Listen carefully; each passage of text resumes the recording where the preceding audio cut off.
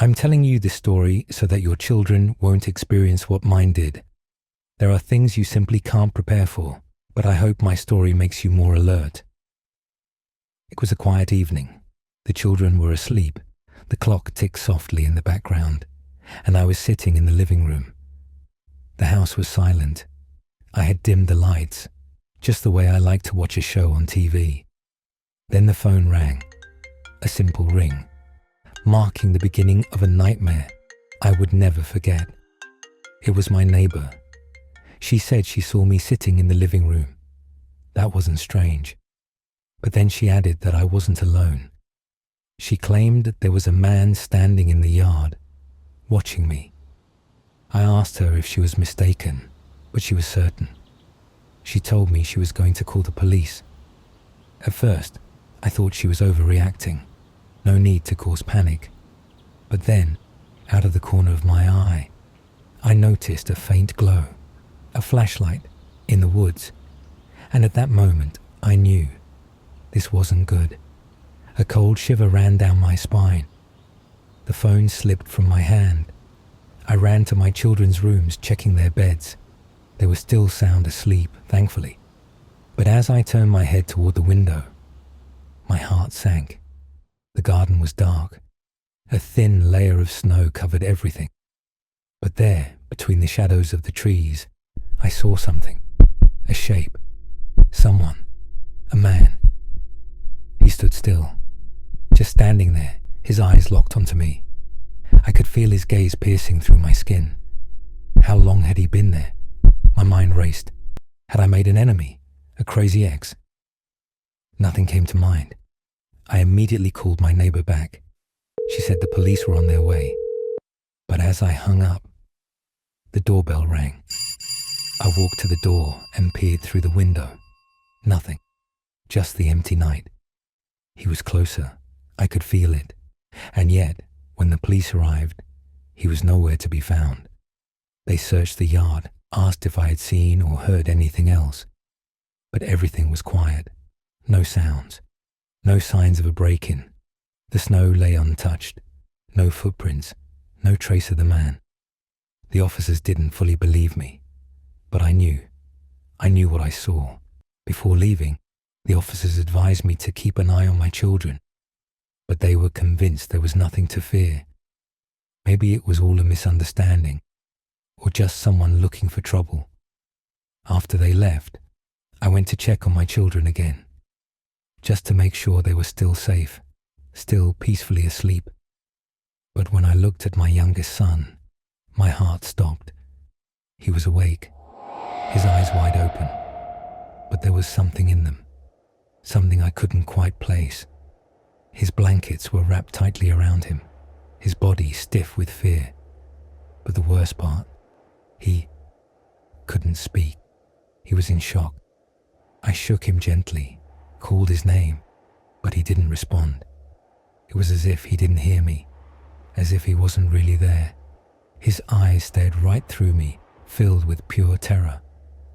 What had happened? What had he seen? I tried to comfort him, but he was frozen. He couldn't say what had happened. All I could do was hold him and hope he would speak again. But it was too late. The nightmare every parent dreads had come true. My child was traumatized, and there was nothing I could do to undo it. Looking back, there were signs. Small things I overlooked. The way she looked at me when I talked to someone else. How she was always just a little too interested in my schedule. But love makes you blind, doesn't it? We were in a relationship. Not perfect, but good enough. Until it wasn't. Until I ended it. That's when everything changed. The first few days after the breakup, I felt relieved, free, like I could finally breathe again. Then the messages started. At first they were friendly, begging. Can we talk? I miss you. Then they became angry, demanding instead of asking. Why are you ignoring me? My phone buzzed constantly, like she didn't exist outside of our conversation, outside of me. I blocked her number, but she found other ways, different numbers, fake accounts, messages through mutual friends. And then she showed up. I left work, and there she was, waiting. "Hey," she said, like it was a coincidence. "I was just in the neighborhood." I knew it wasn't a coincidence, but I didn't want to make a scene. So I talked to her, briefly. She asked if we could grab coffee, just as friends. I said no. That night, I woke up to a sound. Tap, tap, tap. My phone lit up. A message. "I know you're awake." I walked to the window, and there she was, standing in the dark, eyes wide open, staring up at me. My stomach twisted, my hands trembled. I called the police. They did nothing. As long as she isn't breaking the law, there's not much we can do. But she was doing something. She followed me everywhere. Work, the supermarket, the gym. She never said anything threatening. Just watched, smiled, like it was some game I didn't understand. One night, when I thought she was finally gone, I saw a shadow in my rearview mirror. Her car, too close behind me. I tightened my grip on the steering wheel. I took random turns, stopped at a gas station, hoping she'd drive past. She stopped too. When I hit the road again, she was right there. And then, she swerved. A crash. My car spun out of control. My head slammed into the glass. Everything went black. When I woke up, I heard sirens. The world was upside down. A firefighter reassured me while cutting open my car door. Luckily, the doctors at the hospital confirmed I had no permanent injuries, just a few nights for observation. In the middle of the night, she was there, my deranged ex. I saw her standing at the end of the hallway. I called for help. No one came. But she left. And to this day, she never returned. Still, from that moment on, I've always feared what tomorrow might bring. You think you're in control, that you decide who you let into your life and who you don't. But what if someone else makes that choice for you? What if someone decides that you belong to them? That saying no is not an option. I thought I was safe, that I had rejected him, and that was the end of it. But he had decided otherwise. It started with the usual pattern. A guy who couldn't accept rejection, turning people against me, telling others we were together, as if he could rewrite my reality just by repeating it often enough. But he knew that wasn't enough, so he took it a step further. He found my family, my mother. I still remember that evening with absolute clarity. I felt uneasy. My phone was full of missed calls from my mother, but when I called back, she didn't pick up. As I turned into the street and saw the living room lights on, I thought for a moment that I had worried for nothing. But then I looked through the window, and I saw him, sitting next to my mother on the couch, a photo album on his lap. She was laughing, pointing at a picture, and he was looking, interested, charming, as if he belonged there. My stomach twisted. My hands trembled as I opened the door. "Hey, sweetheart," my mother called cheerfully. "Look who stopped by," as if he were her son, as if he belonged here. He stood up, walked toward me, too close, too confident.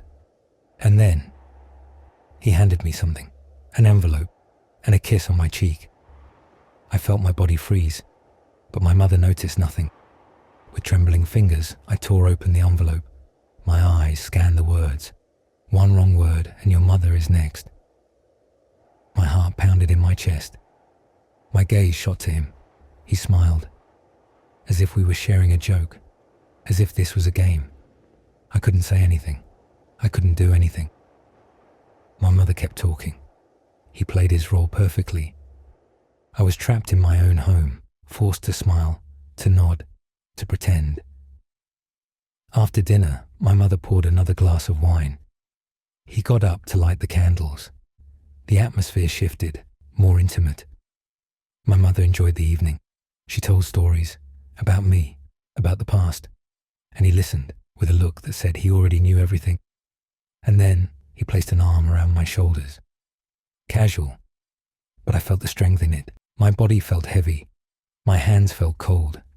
But I smiled, laughed at the right moments, played along. I had no choice. By the time my mother started yawning, I knew the moment was coming. The goodbye.